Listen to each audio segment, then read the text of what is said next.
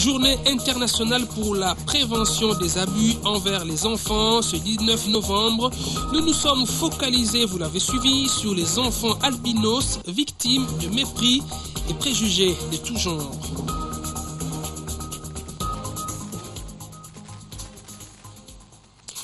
L'Afrique a besoin d'une transformation durable pour faire passer son économie de l'état actuel à celui des pays à revenus intermédiaires. Tel est le but de l'atelier sur la mise en œuvre de l'action de l'Afrique pour l'efficacité du développement. Une initiative du NEPAD, du gouvernement congolais et du programme des Nations Unies pour le développement. Suzy Kibira Omari. Pendant 3 jours, soit du 19 au 21 novembre 2014, le gouvernement congolais et l'agence du NEPAD vont échanger sur 4 domaines d'intervention prioritaires afin de stimuler la croissance et le développement durable en Afrique.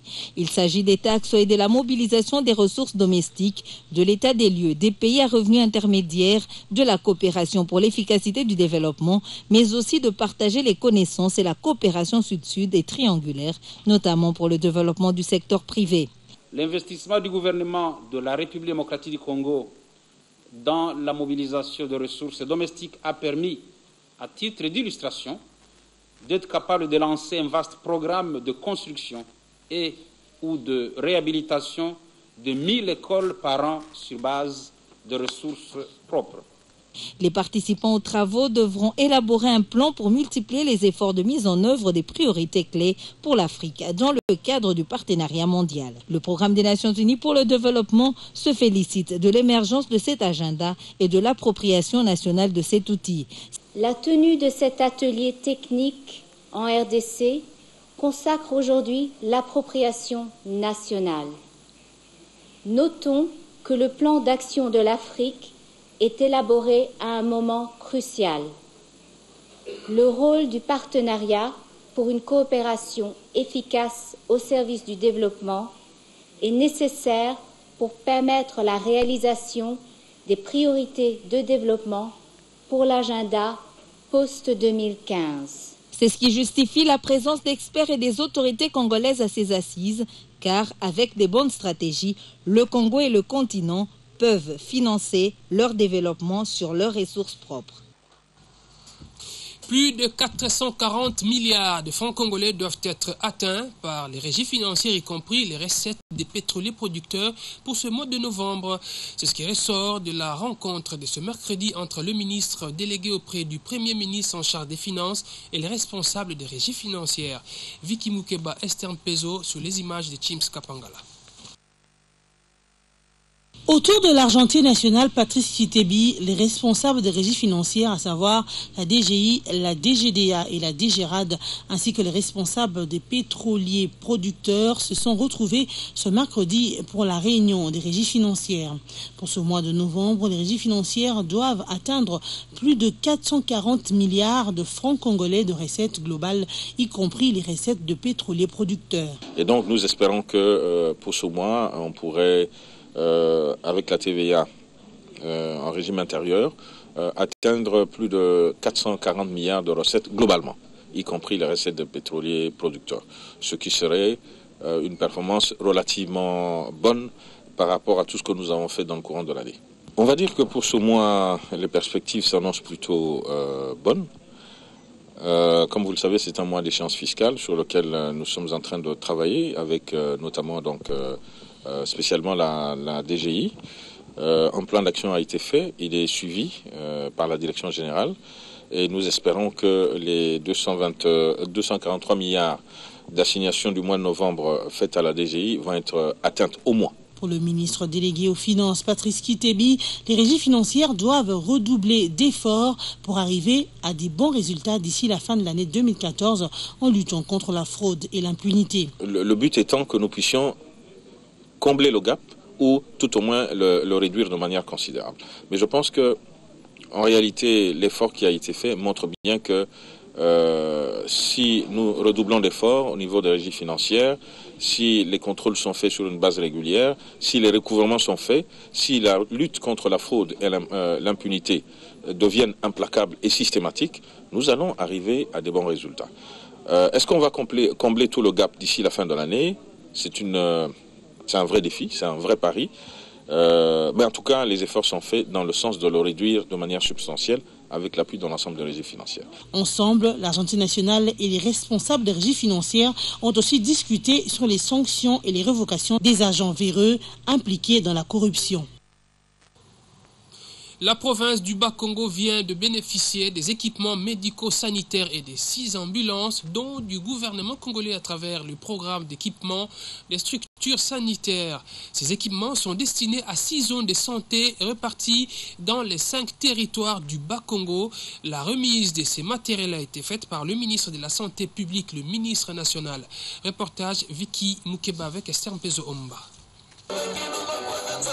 C'est devant la cour de l'hôpital général de référence de Ntonankulu dans la province du Bas-Congo que le ministre de la Santé, Félix Kabange-Numbi, a lancé officiellement le programme d'équipement des structures sanitaires et le cadre d'accélération de la lutte contre la mortalité infantile et maternelle. Ce programme est financé totalement par le gouvernement congolais dans le cadre du PSS. Le ministre de la Santé, Félix Kabange-Numbi, a remis des équipements médico-sanitaires à 6 zones de santé réparties dans le 5 territoires ciblés pour cette première phase de la mise en œuvre de ce programme gouvernemental. Il s'agit des zones de santé de Massa dans le territoire de Kazangulu, Kimvula, Mbanzangungu, Mwanda, Kwimba dans le territoire de Tchelae de Boma.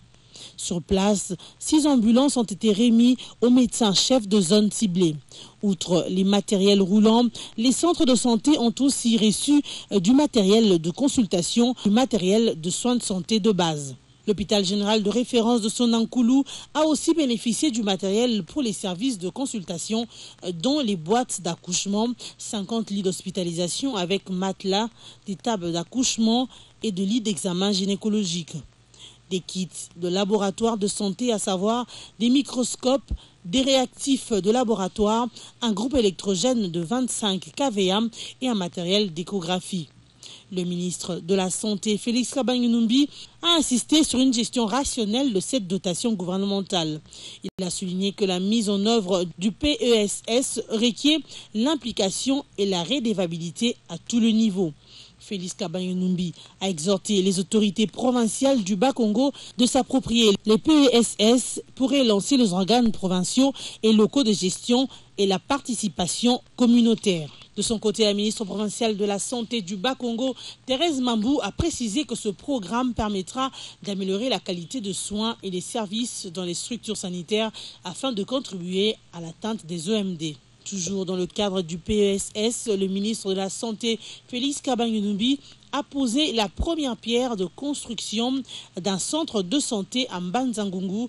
Avant de quitter Mbanzangungu, Félix Kabange-Numbi a payé les frais de sortie de maternité de 10 femmes césarisées retenues à l'hôpital pour cause d'insolvabilité. En politique, le Congrès national congolais se confirme de plus en plus sur toute l'étendue du territoire national. Au Katanga, ce parti dirigé par le député national Pius Mwabilou se prépare déjà pour les élections qui pointent à l'horizon. Le week-end, le président fédéral de cette formation politique, Gabriel Zeng, a appelé les cadres et les militants du CNC à se concentrer pour les prochaines échéances électorales afin de gagner plus de sièges. C'est un reportage de notre correspondant à Lubumbashi, Roger Ngandou.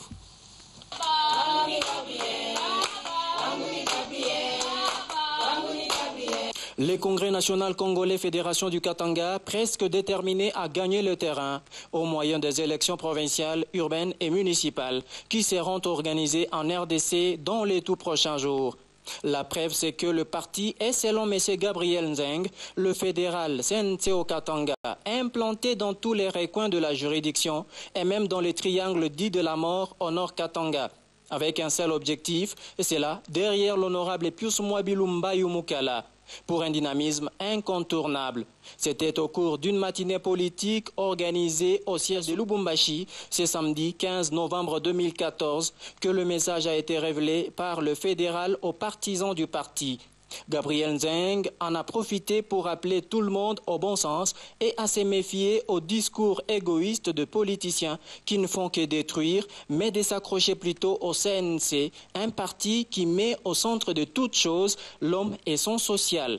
La joie était grande dans les camps de camarades TNT Katanga après avoir reçu le message sur l'obtention prochaine de cartes biométriques, ce qui est une première en RDC. Vous avez vu qu'on a lancé et actuellement, je vous dis, tous les membres sont en train d'avoir petit à petit les cartes biométriques du parti.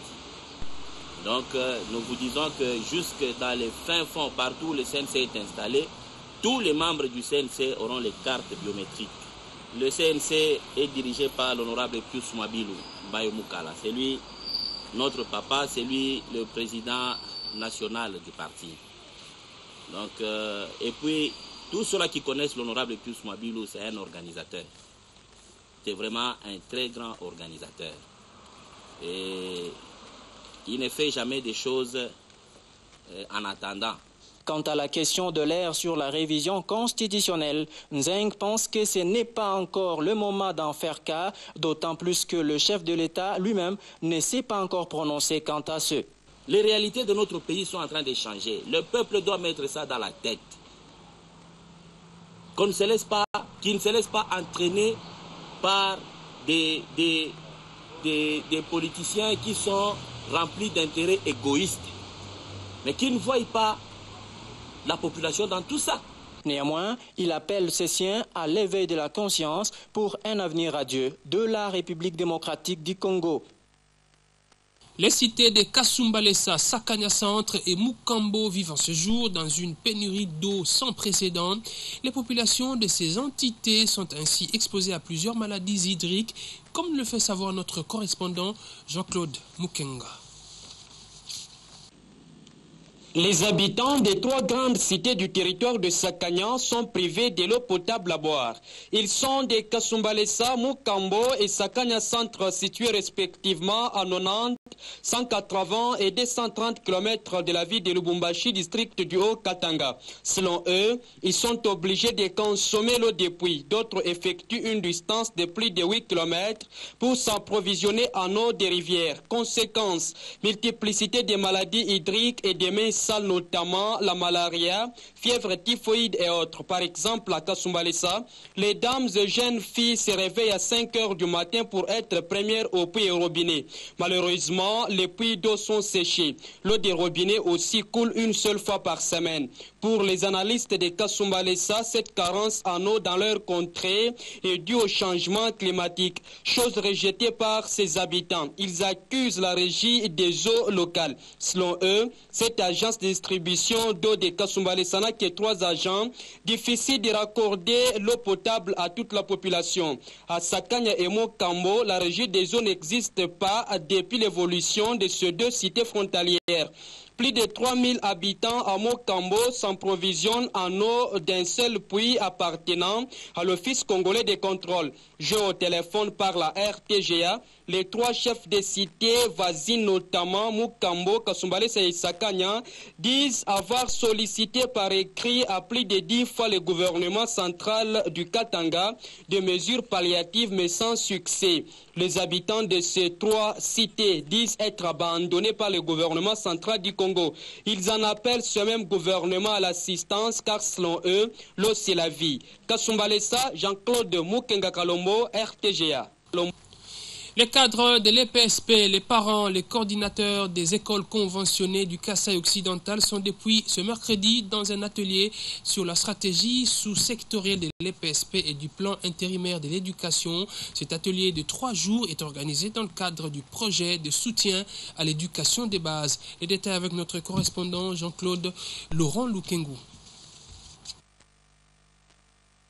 Les cadres de l'EPSP, le coordinateur des écoles conventionnées, les parents et la société civile de Chikapa prennent part depuis mardi à un forum d'internalisation de la stratégie sous-sectorielle de l'enseignement primaire, secondaire et professionnel et du plan intérimaire de l'éducation.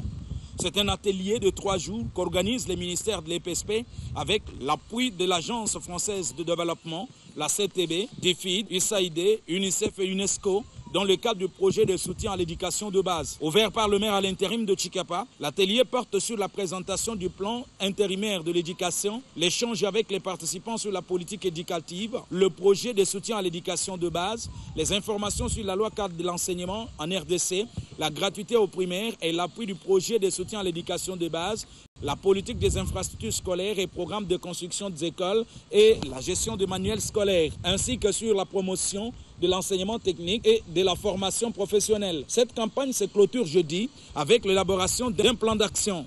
La facilitation est assurée par une forte délégation du ministère de l'EPSP et des partenaires. Prenant part à l'atelier, un cadre de la société civile invite le gouvernement de la RDC, à travers le ministère de l'EPSP, à améliorer plus la situation sociale de l'enseignant congolais et aux partenaires de penser à l'enseignant, acteur principal à la base par qui passe la vraie amélioration de la qualité de l'enseignement en RDC. Depuis Tshikapa-Ville, Laurent Lukengoula-Tchonda, RTGA. Le gouverneur de la province du Bas-Congo, Jacques Mbadou Sitou, a effectué dernièrement un déplacement sur l'axe routier Songololo-Lufu et au poste de péage de Kenge pour se rendre compte des conditions de travail, de tout ce qui s'est fait sur place. C'est un reportage de Richard Chako-Kanengele commenté par Georges Bakabakangese.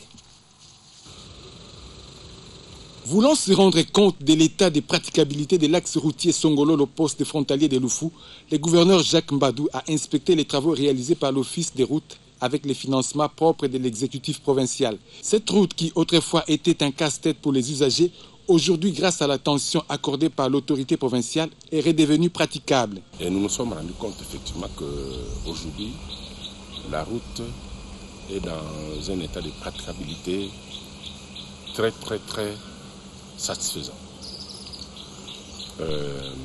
On faisait jusqu'à 30-45 minutes pour arriver à Lufu.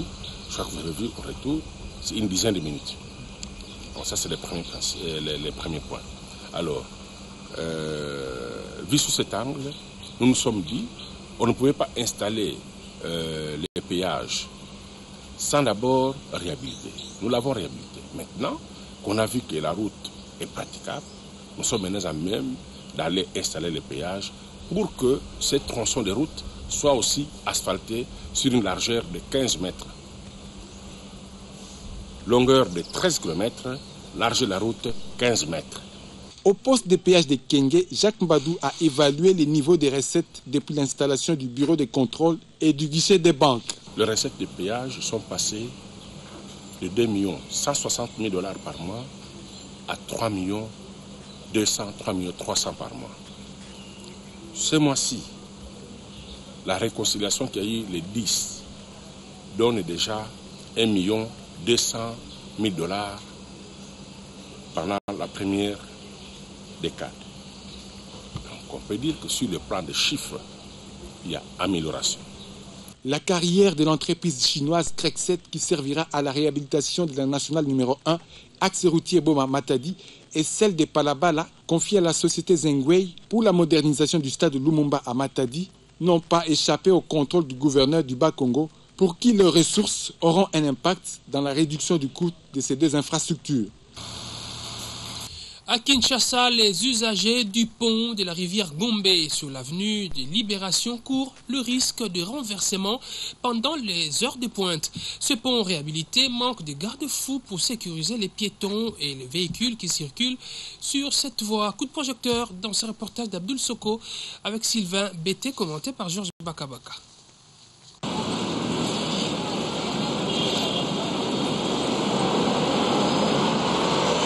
Gouverner, c'est prévoir, dit-on. Les usagers du pont de la rivière Gombe sur l'avenue Libération courent un risque permanent de se retrouver dans la rivière Gombe.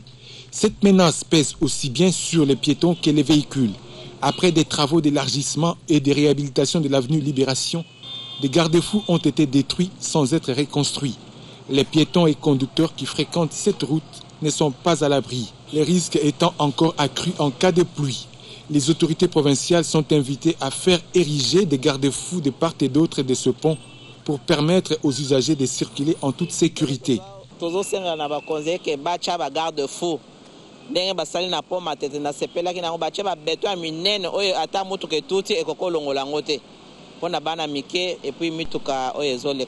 Babongisa place parce que bato bazoleka ta bana mike lokola bana classe 1 akoka soki a glisser akokweya babongisela biso place wana parce que biso bato tozoleka wana toza banyama te ifo bayede biso baza wana mpo na kosalisa biso koyede biso na makambo nyonso.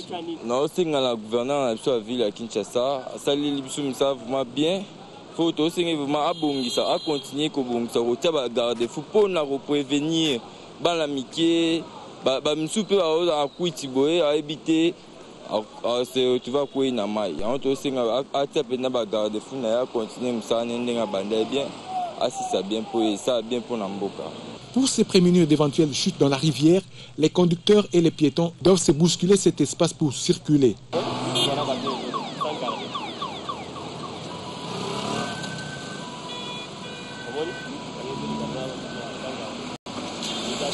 Les usagers en appellent à la conscience des autorités provinciales pour se hâter de prévenir les accidents. Question d'éviter que des courses de véhicules ou des marches ne se terminent dans la rivière. À bon entendeur, salut. Les hommes l'ont longtemps réclamé. La voici maintenant, une journée internationale des hommes. Elle existe. Cette année, elle a pour thème « Travaillons ensemble pour les hommes et les garçons ». Moussa Mwamba. En matière d'égalité des sexes, on sait que les femmes ne sont en général pas les mieux loties, loin de là. Pourtant, les hommes sont eux aussi victimes d'inégalités de discrimination et des préjugés. Cette journée créée en 1999 et soutenue par les Nations Unies avait reçu l'appui des principaux groupes d'hommes à travers le monde. L'initiative peut surprendre tant la grille de lecture de la domination masculine qui fait autorité dans encore bien des domaines. Mais c'est justement cette vision traditionnelle de l'homme que les promoteurs de cette journée veulent remettre en cause. Ils proposent des modèles de masculinité positifs afin de réinventer les relations entre les genres dans le souci d'égalité dans les deux sens. À Kinshasa, on ne peut pas dire que la Journée internationale de l'homme mobilise les esprits. Le 19 novembre, oui, de chaque année, le monde célèbre la Journée internationale de l'homme. La Journée internationale de l'homme, c'est une journée consacrée un peu à la réflexion. L'homme doit réfléchir sur les perspectives d'avenir, donc du monde, où va le monde, où est-ce que nous allons avec le monde. C'est différent un peu avec la Journée internationale de la femme consacrée à la femme. Les initiateurs puissent motiver ou soit faire en sorte que les hommes puissent connaître qu'il y a une journée qui est consacrée aussi à leur part, qu'on peut aussi comparer à celle de la journée de la femme. C'est-à-dire les femmes prennent en considération leur journée et l'homme aussi puisse considérer sa journée. Oui. Les pionniers de cette journée rappellent que le jour n'est pas destiné à rivaliser avec la Journée internationale de la femme, mais a pour but de mettre en évidence les expériences des hommes.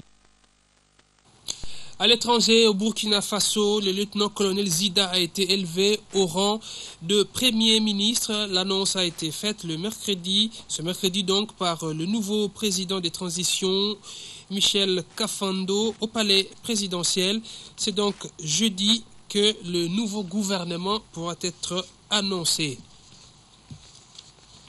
Un communiqué avant de passer aux actualités sportives. La Société nationale d'électricité SNEL, département de distribution de Kinshasa DDK, informe son aimable clientèle que suite aux travaux d'entretien périodique des équipements électromécaniques prévus à la sous-station Kingaboa, la fourniture de l'énergie électrique sera interrompue ce jeudi 20 novembre 2014 de 7h à 18h dans certains quartiers des communes ci-après, Lemba, Limete et Matete.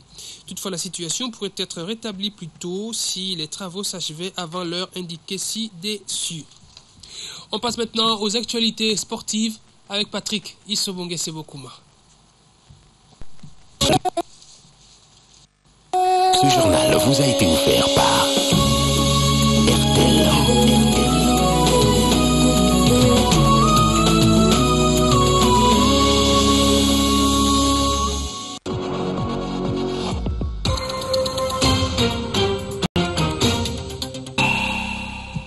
Bonsoir Patrick. Bonsoir Peso Zanet. Alors ce soir on parlera bien sûr d'abord des Léopards qui ont gagné le match mais qui ne sont pas encore qualifiés pour la CAN 2015. Justement, tout le monde a suivi le match qui s'est joué cet après-midi au Stade Tata Raphaël. Les Léopards ont fait l'essentiel. On attendait d'eux de pouvoir gagner ce match.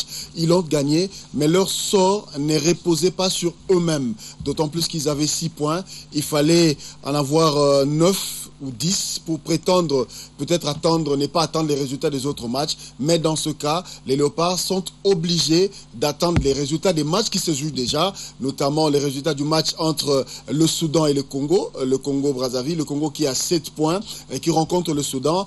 En cas d'une victoire de cette formation des Diables Rouges de la République du Congo, donc les Léopards seront éliminés automatiquement parce que jusque-là, ils ne sont que virtuellement éliminés de manière à attendre les autres résultats. Il y a encore d'autres matchs qui se jouent. Il y a l'Égypte qui a un goal average de 0. Si l'Égypte venait à s'imposer en Tunisie devant cette équipe de Zègles de Carthage, qui se sont déjà qualifiés.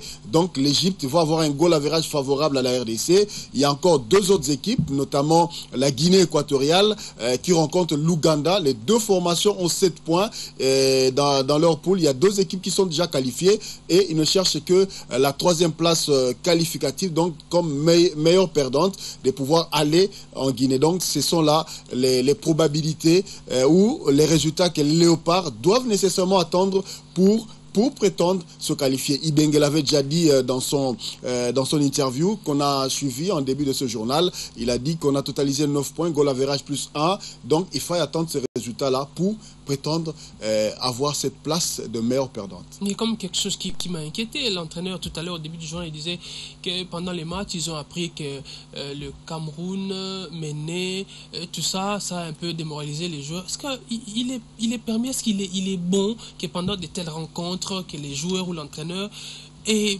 de telles nouvelles? Ce n'est pas recommandé. Quand on joue son match, il est toujours demandé de pouvoir se focaliser dans ce match, de faire d'abord les résultats et attendre juste après le match pour savoir si effectivement les résultats qu'on a fait vont nous donner la possibilité de pouvoir passer ou d'être qualifié. Il ne devrait pas avoir le résultat de l'évolution des résultats du match que la Côte d'Ivoire était en train de livrer avec le Cameroun parce que, comme il a dit, ils allaient déjà être en euphorie sur le terrain et perdre en fait le fil de match. C'est ce qui est arrivé. On attendait à ce que les Léopards marquent beaucoup de buts dans ce match, mais malheureusement, comme Ibenge lui-même l'a souligné, ils étaient quelque peu perdus, surtout le joueur sur le terrain, croyant peut-être qu'avec le 2-1, ça suffirait de pouvoir se qualifier, comme on leur avait déjà annoncé que la Côte d'Ivoire était en train de perdre. Donc c'était une erreur grave. Il ne fallait pas en tout cas à la fédération de pouvoir leur tenir informés de l'évolution de ce match. Et c'est ce qui est arrivé, malheureusement. Voilà, on parlera de bien d'autres sujets aussi pendant quelques minutes dans le journal des sports. Et on finira par la réalisation d'une promesse qu'on a faite aux téléspectateurs, Patrick. Justement, on leur avait promis, parce qu'on avait diffusé dans notre édition de lundi la discipline qu'on appelle les roller sports. Alors, Fidel David Ouzolo était en train de faire une enquête sur cette discipline qui est peu connue, des Quinois. Alors, il est tombé sur une personne qui se nomme Eddie Malou. Et lui a donné sa perception de cette discipline. Pour lui, il a dit tout simplement que le roller n'était pas une discipline sportive, mais plutôt une science. On va l'écouter et les gens vont, je crois, se marrer pour finir en beauté la journée d'aujourd'hui qui a été quelque peu stressante avec le match livré par les Léopards de la RDC. Alors, Patrick, on commence. Voilà, mesdames et messieurs, on va commencer, comme on a déjà parlé des Léopards, on va enchaîner avec le football pour parler de la Division 1 et dire que le cercle sportif Makiso a fait sensation à Lubumbashi hier face à l'équipe de Rojolu de Kinshasa. Il l'a complètement laminé et d'autres matchs se sont également joués pour ce championnat de football de l'élite de la République démocratique du Congo. Dans ces commentaires de Ben Goy, on va découvrir ces résultats. 2 rencontres du groupe B de la Linafoot se sont jouées ce mardi dans le cadre de la 5e journée du championnat national édition 2014-2015. À Lubumbashi, au stade Kibasa Maliba, le tout capable Elima de Matadi a tenu en échec le club local du groupe Bazano en lui imposant un nul de 1 but partout. C'est le 3e nul consécutif de Bazano qui totalise 6 points en 4 sorties. De son côté, Elima compte 4 points en 5 sorties. À Kisangani, CS Makiso a taillé Rojolu de Kinshasa en pièces en les battant sur la marque de 4 buts à 0. Un score sévère qui a permis au club de Kisangani de se relancer dans le groupe B pour la suite de la compétition nationale de la Linafoot édition 2014-2015. De retour sur ce plateau pour vous dire qu'on était en train de discuter pour dire que le Congo a remporté son match au Soudan face à l'équipe soudanaise sur le score de 1-0. Donc le Congo s'est qualifié automatiquement, d'autant plus que le Nigeria a fait match nul à domicile. Donc le Nigeria qui avait 7 points en a 8, nous en avons 9. Il faille maintenant attendre d'autres résultats, c'est-à-dire les résultats du match entre la Tunisie et l'Égypte qui se joue déjà, et puis notamment le résultat du match entre l'équipe guinéenne et celle de l'Ouganda. Il faille donc déjà attendre. On est en voie de pouvoir continuer et ces résultats tomberont comme ça au fil jusqu'à ce que nous allons arriver à la fin de ce journal. Nous allons vous les donner. Nous allons parler de Mangué, surnommé Général. Vous l'avez certainement connu. C'est un grand joueur qui a évolué au sein de l'association sportive Victoria Club de 1960 à 1978. Il est malade, il est souffrant. Il a remporté également la Coupe d'Afrique avec les Léopards et aujourd'hui il est souffrant. Il ne demande qu'on puisse l'aider de manière à ce qu'il puisse subir une intervention chirurgicale. On va tous y aller pour découvrir cela. Lui, c'est Salomon Mangué, dit Général, ancien libéraux de l'ASV Club et de l'équipe nationale avec laquelle il a remporté la Coupe d'Afrique 68 à Addis Abeba. Sur ce lit d'hôpital, couché, Mangué est simplement malade. Il souffre de la prostate qui nécessite une intervention chirurgicale d'urgence. Ce grand défenseur central qui a fait la fierté de la RDC, Zaïre à l'époque, ne souhaite qu'une chose, percevoir son droit qui est aujourd'hui bloqué depuis près de 48 mois. Pour lui, cet argent lui permettra d'honorer à coup sûr ses factures d'hôpital. La prostate wana lelo na nzoto esali déjà au troisième année na kokende. Mais falanga ya kolongola te ba kopesanga kaka ba calme. Okenda koluka moyen soko ekoki oye pour tout ça l'opération balama ko balongola. Mais on a un wapi et pas que je et puis le col en Zambie à la carte pour biso na pays na biso bas sportif ni ba ki par bangote aki par bas sportif car soki coupe ezali azako kenda a omoni mboke bouger ok bas sportif bali bato l'état yeba bango et surtout oyoba ba monima ba memaka coupe na mboka toza ko lela papa matata mpo yo kalere bokolo baloko yo na radio kwa bino ba journaliste bokolo ba yona nini na bino établissement na bino papa yo kayango ayo kela bisuma wa pe ayeba mosala to sali soki ba pesa ki biso ngela ki bénévolat pour ba yeba ki to saki quelque chose. Même son de cloche pour son avocat conseil qui attend voir le gouvernement s'exécuter très rapidement. On leur a octroyé un salaire qui se trouve au niveau des banques, mais quelque part c'est bloqué. Nous en appelons à la conscience de toutes les autorités de ces pays de pouvoir décanter cette situation. Il faut ainsi craindre le pire. Il n'y a pas longtemps, un autre international était tombé dans la même situation. Malheureusement, son SOS n'a pas été entendu. Conséquence, la mort l'avait désagréablement surpris. C'est ce qu'on ne souhaite pas pour ce grand joueur. Voilà, chers amis téléspectateurs, nous vous avions promis de vous donner tous les résultats de l'évolution de tout ce match. Retenez que la Guinée a battu l'Ouganda sur le score de 2-0 et le Ghana s'est également imposé devant le Togo. Donc, dans ces groupes, le Ghana prend la première place et la Guinée la deuxième place. Les deux équipes se sont qualifiées. Et comme l'Ouganda a perdu ce match, donc l'Ouganda reste avec 7 points et il faille maintenant attendre les résultats, le seul résultat du match qui oppose la Tunisie à l'Égypte. Donc si ce match-là, la Tunisie battait l'Égypte, donc automatiquement, sachez que la République démocratique du Congo va prendre cette troisième place de meilleure perdante et se qualifier pour la Guinée équatoriale. Donc, prier pour que ce match se solde sur le score, soit d'un match nul pour que nous puissions nous être qualifiés. Puis en cyclisme, le coup d'envoi du championnat national sera donné ce samedi 22 novembre dans la province orientale, précisément à Kisangani. Toutes les délégations sont attendues pour ce jeudi, dénommé Tour des Lokapi. Ce championnat sera organisé en 2 étapes. Suivez. C'est ce week-end que sera donné le coup d'envoi de la 13e édition du championnat national de cyclisme à Kisangani dans la province orientale. Appelée Tour de l'Okapi, cette compétition est organisée sous le haut patronage du président de la République et chef de l'État, Joseph Kabila Kabange. Le gouvernement qui appuie cette discipline sportive est d'avis qu'elle permet actuellement à la République démocratique du Congo de se vendre à travers le monde par ses efforts de modernisation. Hier au Katanga, où tout le monde s'était rendu compte de la pacification du pays, aujourd'hui la province orientale, particulièrement la ville de Kisangani, la RDC, n'a plus rien à cacher au monde.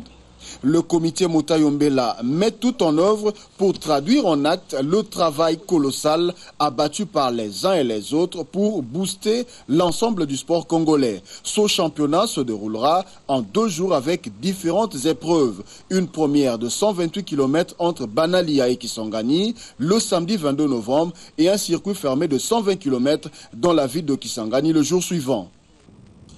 Alors, Patrick Pezo, il nous reste un seul reportage à diffuser, c'est celui de Eddie Malou, de Roller. Il donne son avis sur les rollers. Voilà, et il a, comme on avait dit tout à l'heure, Fidel David Ouzolo était en pleine enquête pour savoir si les gens connaissaient cette discipline qui est le roller. Alors, il est tombé sur un homme, il s'appelle Eddie Malou. Lui, il a donné sa perception de cette discipline. Pour lui, ce n'est pas une discipline sportive, c'est plutôt une science. Voilà. Et on va tous les découvrir. Donc, prière à vous tous de suivre ce reportage. Bonjour. Bonjour, monsieur Fidèle. Le nom de mon père, c'est le nom du papa du savant de la République, Eddie Malou, Renaissance africaine comparée à la RENAC. Vous vous appelez comment? Eddie Malou, le premier savant de toute la République démocratique du Congo. Eddie Malou. E-double-D-Y-M-A-L-O-U. C'est-à-dire, ça veut dire imposer la force vers l'ovanium. C'est-à-dire l'estime du savoir. Les gens qui connaissent beaucoup de choses, cristalliser, imposer, intentionner ça dans toute la République démocratique du Congo pour que nous puissions avoir la congolexicomatisation, les lois du marché propre congolais. Monsieur Eddy, nous parlons d'un sujet sportif. Est-ce que connaissez-vous les relais? Mais oui, c'est clair. Lorsqu'on parle de tout ce point de vue, c'est l'activisme vers ce qu'on appelle la dynamique des sports. C'est-à-dire mettre un accent sur les revenus aussi à avoir. C'est un problème de TGO, théorie générale des organisations. Comment nous pouvons parvenir aussi à relever aussi les défis? Parce que, par exemple, le Brésil, à part les végétariens, là, le végétalisme, nous avons cette même climatologie. Le Brésil aussi, c'est les... Oui, mais nous parlons du relais. Du relais. Comme... Relais. C'est-à-dire, quand on parle de ces relais, on voit ce qu'on appelle le système de la technicité informatisée. C'est-à-dire, nous devons avoir... C'est systématique. Les relais, c'est pas dans le sport, c'est pas une discipline sportive? Oui, ça fait allusion. Parce que quand on parle de sport, on voit la nucléarité. C'est l'homme qui va vers la dynamique. Oui, mais le sport là, le relais, est-ce que vous le connaissez? Oui, mais c'est clair. Ça fait allusion au redynamisme de l'homme qui doit assurer ce qu'on appelle la systématique de l'orthodoxisation, c'est-à-dire la réflexologie. Le réflexe. Vous connaissez comment ça se pratique? Oui, mais maintenant, à ce moment-là, il y a la relaxation comme telle. Quand on parle de relaxation, c'est les 5 sens qui doivent tourner. Nous avons à faire même ce qu'on appelle l'hyposmie qui doit être éventualiste sous cet angle-là. C'est clair. Quand on parle de l'air, c'est faire allusion à informatiser le sens dynamiciel vers l'humanisme. Je vous en prie. Merci beaucoup. Oui. Voilà, je crois que tout le monde a pu suivre et s'est rendu compte. C'est quoi cette discipline, le roller? Voilà, Patrick Pezo. Je ne sais plus comment parler, Patrick. C'était donc le point de vue d'Eddie Malou sur Roller Sport. Une manière pour nous de vous permettre de rire un peu, oublier ces stress, tous les calculs qu'il y a autour de la qualification. Surtout avec ces derniers matchs entre la Tunisie et l'Égypte. On est en train de prier que l'Égypte puisse perdre. Voilà, ou faire un match nul. Ou faire un match nul pour que nous passions. Merci Patrick. Merci. On se retrouve très prochainement. Okay. On boucle donc avec le rappel des principaux titres. Dernière journée des éliminatoires de la CAN 2015. Les Léopards de la RDC ont réussi à battre les Étoiles du Léon ce mercredi à Kinshasa. Mais la RDC est virtuellement éliminée. Son sort sera définitivement connu après la fin de toutes les rencontres. Donc après la fin de la rencontre de l'Égypte et la Tunisie. Le rapport des Human Rights Watch sur l'opération Likofi a présenté des fausses preuves pour discréditer les autorités de la RDC. C'est la réaction du gouvernement par le ministre de l'Intérieur qui a présenté à la presse Dukuluna donné pour mort dans une photo reprise par le rapport des Human Rights Watch.